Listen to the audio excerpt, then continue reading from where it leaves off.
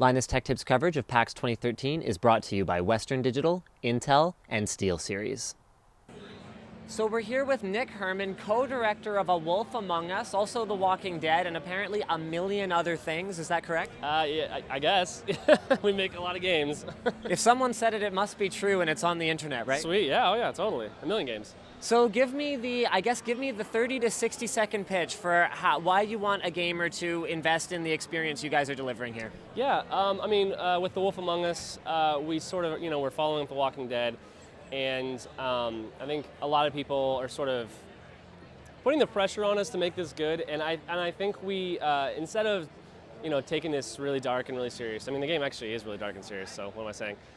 We wanted to push it in a different direction. It's not about, they're two different characters, right? Two different stories. Lee's, a story of sort of redemption and sort of being someone's savior, and this game, I think, is a little bit about redemption in the fact that Bigby Wolf, who's the sheriff of Fabletown, he used to be the big bad wolf, and now he's sort of in charge of protecting everyone, and it's sort of up to the player to figure out how they want to do that. Like the problem with him is he's got all this power, right?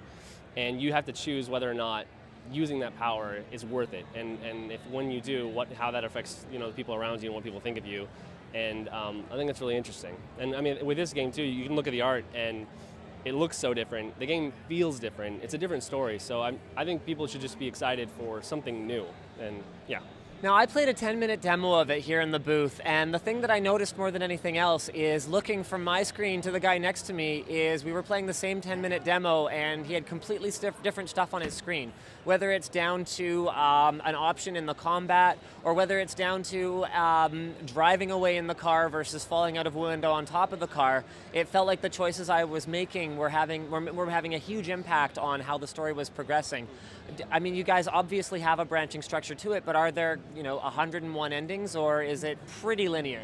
Yeah, I would say it's closer to The Walking Dead. We don't have, with episode 1 we don't have 40 endings, but I think a lot of the things we're playing around with are just giving the player more choice more often, letting them sort of choose how they want to play on a more of a micro level a lot of the times. And something we're playing with too is sort of the sense of time. So even in the demo, when you're talking to Mr. Toad downstairs, you can leave the conversation early in favor of sort of getting to figure out what's going on, or you can sort of drill them a little bit more and get more information, and that comes into play in a much bigger way later in the episode too. Fascinating. Speaking of sense of time, the combat felt very frantic, felt very urgent, but didn't feel very punishing, because whenever I made a mistake, I was able to go back to about 3 to 5 seconds ago and get a do-over. So what does that say about the experience you guys are trying to deliver here? Yeah, with the combat specifically, it's really about, we don't want to punish people for not being able to play an action sequence. I think most people play our games for sort of the narrative and the characters and the story and getting to make these decisions. And I think it's really about, in the fight sequence, just sort of creating your own story. We have this branching fight sequences really just to let the player express themselves more, like I was saying, more on a micro level. And even if you get the shit kicked out of you, it's still fun to watch, right? It's still something, it's an exciting experience. And there's only a few death states in that fight, but it's really about creating a narrative. One of the things I noticed is during the fight, so when you're talking to people, you really have the option to be a total asshole, or to just be very passive, or to be very helpful. You can go one of it. Even in the fight, you have an option to throw them, and you can decide what to throw them against. How does that affect how you're building yourself out as a character? Yeah, it's funny that there's a couch you can throw them into, and a lot of people are like, well, I threw him into the couch because, I wanted to be kind of soft on him, but, they just sort of, read into it more than we even expect sometimes, and that's sort of the fun part of it. And I think in that fight specifically, we're sort of just teaching you the mechanics, but later on, there's going to be ramifications for how you treat people in those types of situations. That's absolutely very, very cool. I really enjoyed the demo, and I'm really excited to see this when it's available for me to buy. Yeah, it'll be available early or late September, early October. Yeah. Sounds great. Thank you so much. Thank you. We're here with Pierre Charette, lead writer of A Wolf Among Us. At least episode 1 anyway, hopefully episode 2, assuming things go really, really well with this one. Tell me about how challenging is it to write for a character like Bigby Wolf when the character or the player gets to make a lot of the decisions and you just kind of have to make sure that everything makes sense regardless of what they do? Luckily for us, Bigby comes from Fables, the Bill Willingham comic book.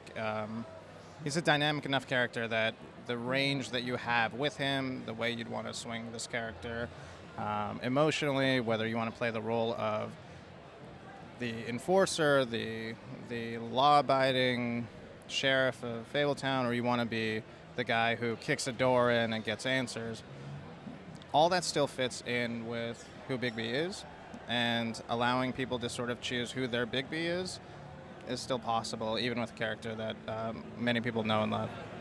Okay, so I mean, if that's not the big challenge of writing for a game like this, then what were the things that you were sitting around the table or discussing or sitting at your desk tearing your hair out, well, figuratively?